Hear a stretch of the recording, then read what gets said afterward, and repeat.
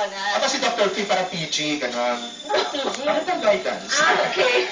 Alerty naman ako. Ayun. Samantala ito swift lang po na anunsyo ulit ha. Baguio City National High School po, gaya po kahapon ang inyong pong periodical exam ay ma-remove sa August 6 and 7. At saka sa Liberty, sa Dongtagan, wala pong pasok all levels po yan, pati sa Easter College. Yes. San Fernando PNP and San Gabriel PNP, good morning, nanonood daw sila. Naku, ang haba ng panahon para magbibigay ng mga estudyante, ha? Yes, ayan, ito naman ha, mga kapamilya.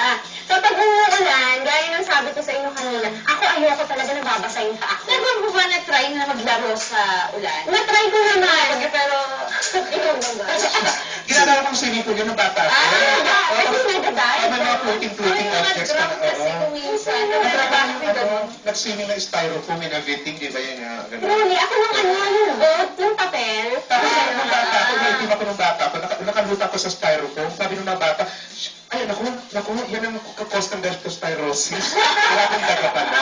Okay. Ayan, kasi nga, napag-usapan natin ba kasi madalas talaga, kinakatakutan talaga ng taong tubig ulan pag nakalabas na sila, di ba? Kasi ang dami ng sakit. Pero meron palang benepisyo ang tubig ulan. Yung sabi mo nga kanina, recommend fresh water ba na ganyan? Sa looking ganyan? Tapos inumin mo na. Tignan natin, ha? Tignan natin. Okay, mga kapamilya, panoorin natin ito.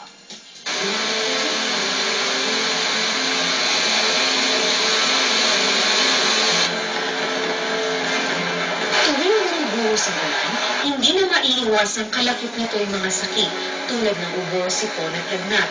Pinakamalala ang leptospirosis na nakukuha sa ihi ng daga. Mas apektado rito ang mga lugar na bahain.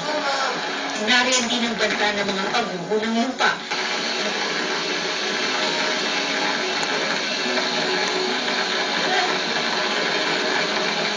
At mga pagbaha. Pero hindi lang sakit ang dala ng ulan dahil marami ring benepisyo ang tubig ulan. Una na rito ang mismong proseso ng evaporation. Natural na paraan ito para mag-distill ang tubig. Sa prosesong ito, naiiwan ang chemical na kailangan para maging malinis muli ang tubig. Yeah, kasi kung we have to study yung water cycle, ang sense ng tubig ay